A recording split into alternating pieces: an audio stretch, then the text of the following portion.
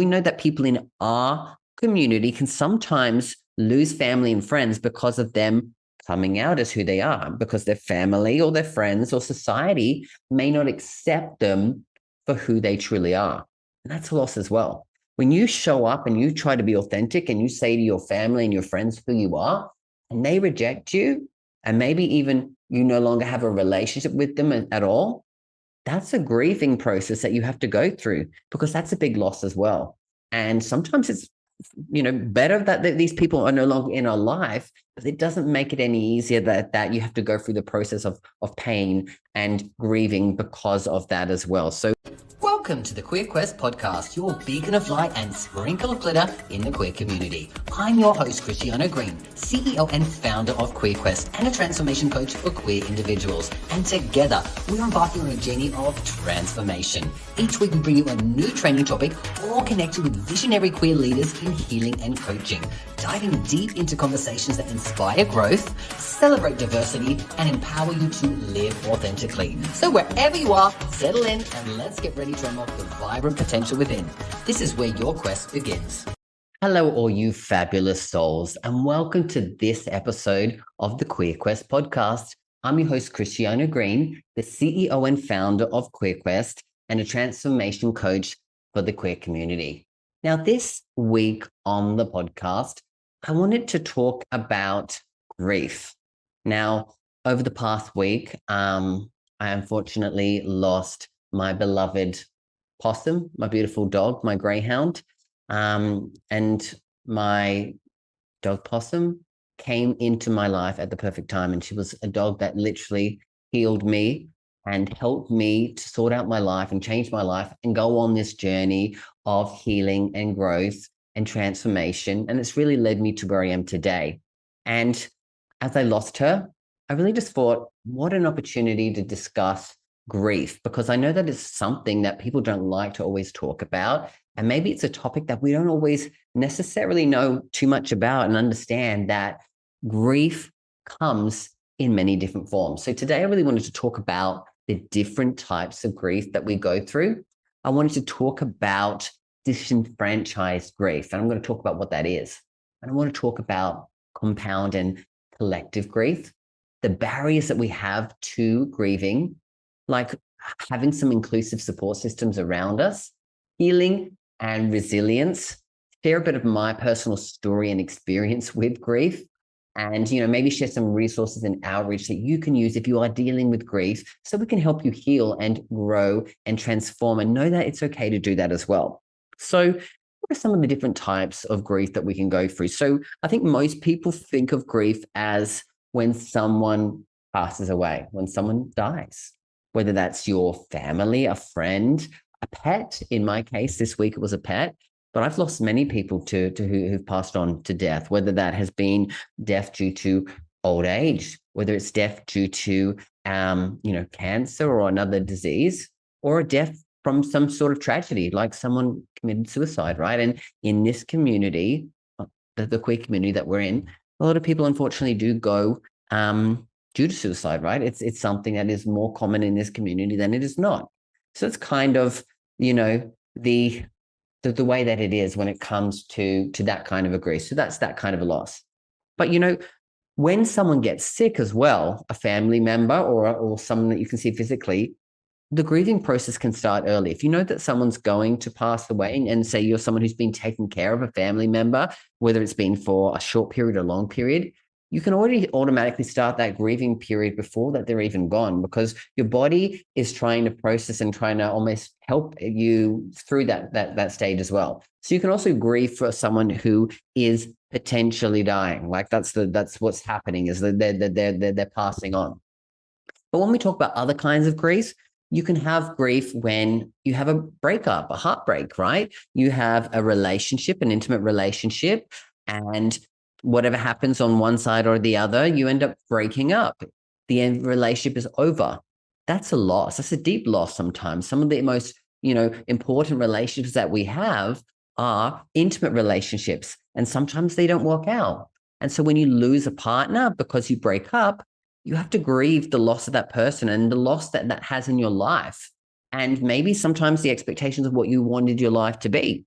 And so that grief can be really difficult to process and understand, because maybe we don't feel like it's grief because the person's not dead. But in our life, they are dead if they're no longer in our life. So we kind of also have to process that as well.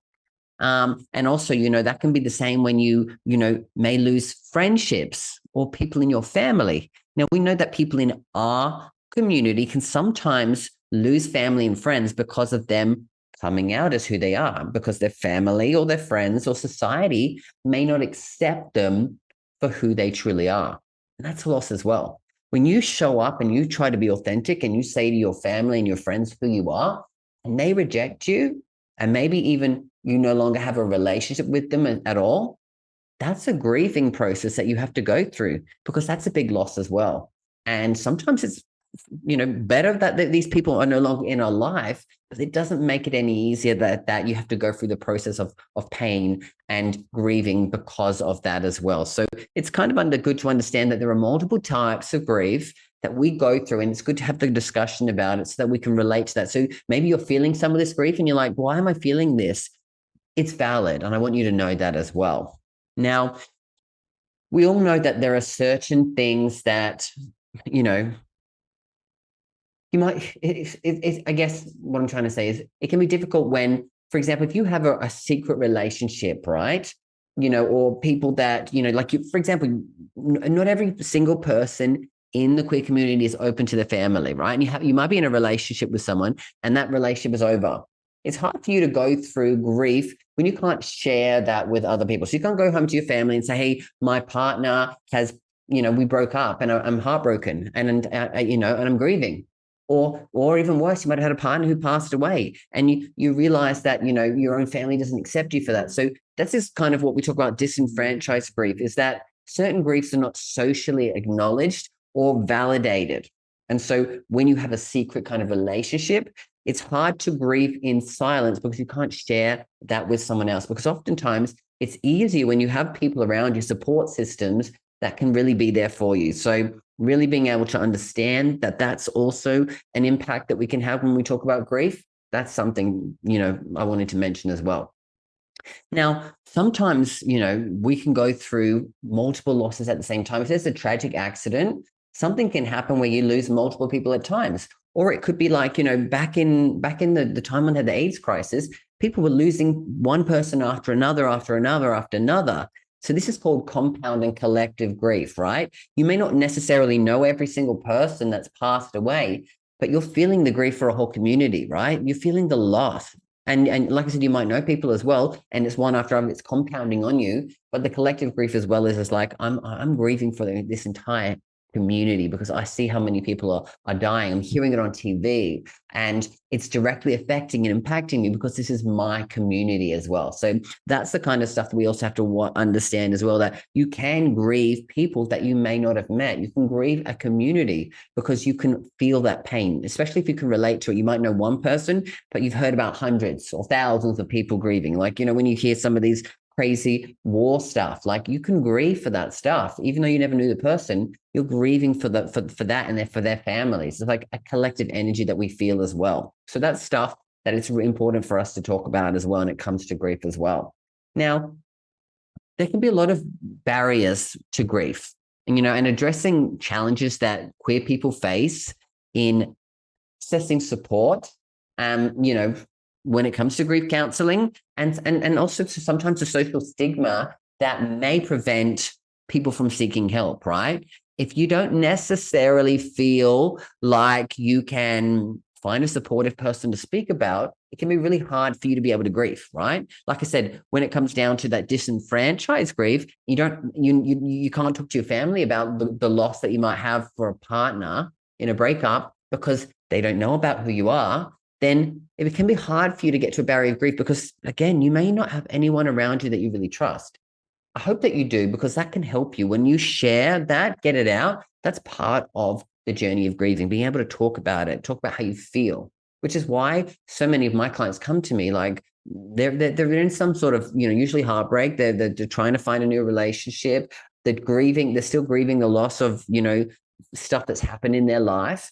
And so being able to discuss it and talk about it is one way that we can transform the energy of grief into more, acceptable ways of having that energy within us. So maybe it turns into like a deep sense of like gratitude for that relationship and the time that you had with that person, instead of this, oh my God, they've gone out of my life, I don't know what I'm going to do without them, which can sometimes be the case as well, which is why it's so important to have and find inclusive support systems. Because again, not everyone understands the grief that we go through. Like, imagine telling someone who hasn't been rejected by their family for who they are and talking to them about it. They can maybe sometimes imagine it, but they can't necessarily relate to you properly. So finding a sense of community, which is the thing that we do at QueerQuest, is having a community of people that, like I said, go on the journey of growth and healing and transformation, and like I said, processing things, but also having a sense of community of other people who can relate to what you're going through. So QueerQuest is a great space if you're someone who's looking for an inclusive support system to help you go on a journey of the healing, the growth, the transformation, just being able to talk about how you really feel as well, finding other people that can share in those experiences that you've been through as well. In a world where every journey is unique, one path shines brightly for the queer community. Introducing QueerQuest, the first of its kind personal development platform designed exclusively for us, by us. At QueerQuest, we understand the multifaceted journey of queer identity. That's why we've created a space where you can explore, learn, and grow with the guidance of queer experts from around the globe. Whether you're seeking to enhance your physical, mental, emotional, or spiritual well-being, QueerQuest is your gateway to transformation. Imagine embarking on quests tailored to your journey of self-discovery, finding community, and unlocking your queer excellence. QueerQuest offers online courses, coaching programs, and soon workshops, seminars, retreats, and festivals, all designed to empower you to live your best life. Ready to start your adventure? Join us at www.queerquest.vip to become part of a movement towards personal and collective greatness. Sign up today to join the waitlist and be the first to know when we launch. QueerQuest, where your journey of self-discovery and transformation begins. Don't just dream of a life filled with pride and purpose, make it your reality with QueerQuest. Visit www.queerquest.vip now. Your quest awaits. Now, when it comes to being able to be, resilient and healing, it's a process. So actually being able to heal from grief, first step is actually acknowledging that you've gone through this as well, like acknowledging the pain. Because I know from myself, like I just lost Possum, and to me, I spent the whole day crying and crying and crying and crying. Now, if this was 4 years ago, prior to me going on the healing journey, I would have bottled it up. I would have numbed myself with alcohol and drugs, and I would have tried to avoid the pain because there was so much compounding pain there that one extra thing, I would have just been like, no, I can't do this. And I would have tried to avoid actually processing it. And that means that would have been kept going in my body. The grief would have been there, and I'm trying to push it away. It's coming at me, and it would hit me with waves and things like that. So really being able to go through a healing journey means that you actually have to be able to sit in that. So for me to be able to sit there and cry and cry and cry and get it out meant that I was processing it. It was a massive shock because a week before, my dog was seemingly like she was in perfect health. She was happy. She was doing her normal things. And then it just came on really quickly. And unfortunately, she'd been going through this for quite some while, but she was not showing any signs of it because she didn't want us to see her in pain. And so that made it hard because it was a big shock, right? I was first going, how can this be happening? That was my first thing. I was like, this can't be happening. This can't be real. This can't be true. And so I was denying it, but I was still processing the emotions. I was going through the shock of it, but I was still getting emotional, upset, going, I'm like, this is happening, but how can it be happening in my brain? It took me a couple of days. And of course, I'm still slowly going through the process.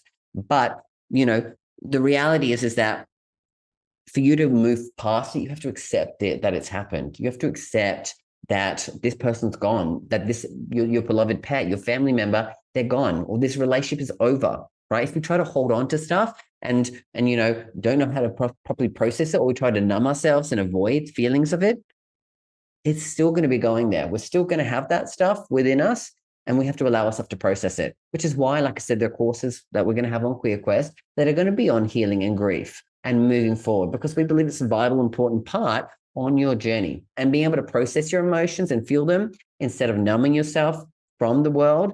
It's a journey, and it's a journey that I think we should be going on together as well. So being able to heal and learn how to be resilient. Because again, we've all dealt with grief one way or another, whether it's, like I said, from the loss of a family member, a beloved pet, from a heartbreak, from a relationship, from not being accepted by a family, friendships, for having fights with friendships, and those friendships are over, right? Not every friend that you have in your life is going to be there forever. We all know that we've had friends that, we might have had for years, and then something happened and they changed or we changed and we move forward. That's still a loss. That's still grieving. And that's part of something that we need to go through. Now, I lost all of my grandparents when I was quite young. Unfortunately, I didn't, because I grew up overseas, I didn't necessarily have super, super close relations with them. That's something that I also felt like I had to grieve as well, because I wish that I had closer relationships with my grandparents, because I see so many people have these beautiful relationships with them. And I'm like, it's not that I didn't have a relationship with them, but I think that, I wasn't as close to them as I wanted to be. And so I had to grieve that as well. So you understand there's so many layers to grief. And for me, when they passed away, it was very difficult for me, but also I felt like it might not have been as difficult as if I'd obviously been so much closer and I'd known them my entire life. I grew up with them. They were around the corner. They babysat me, things like that. I didn't have that experience, growing up with my grandparents. Lots of love there, but it's different. So again, each loss is going to be different to you, because something's going to mean differently and hit differently, and you shouldn't feel like one loss needs to be the same as another, or that if you don't feel the same for one, that you're a bad person as well. So just acknowledging that it's going to be different every time, and that's okay. It doesn't have to be the same, because again, we all love people and pets and different things differently. Every love is different, and for us, it's just about accepting that and acknowledging that as well. Because if you love someone differently, you're going to grieve them differently. And this is part of the process, is that grief doesn't come in just one form. It can come in anger. It can come in sadness. It can come in real deep pain. It can come in with guilt and shame, right? We all have these things. Something's happened and you wish you didn't have a fight with that person and they're gone, right? Or, you have someone who you didn't get to say what you wanted to say to them, or you didn't get to spend that last time with them, and you didn't tell them that you loved them as much as you wanted them to.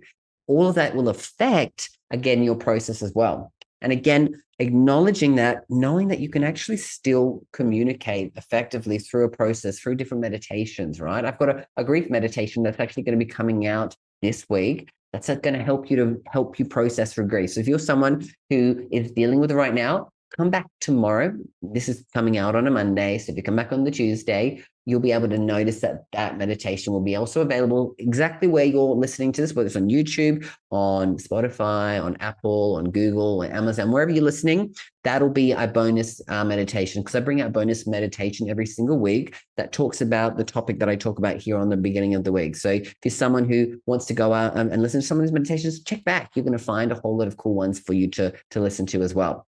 So yeah, I want to hear about your stories of grief. I know that it can be difficult to process grief. I've had many. And like I said, for me, it hit me like a ton of bricks this week.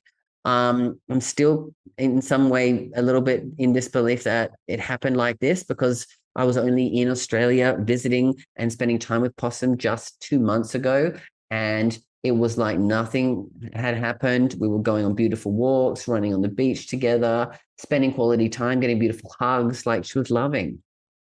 I'm grateful for that time. So I have gratitude and I'm looking back at all the things and the memories that I have from my beautiful Possum.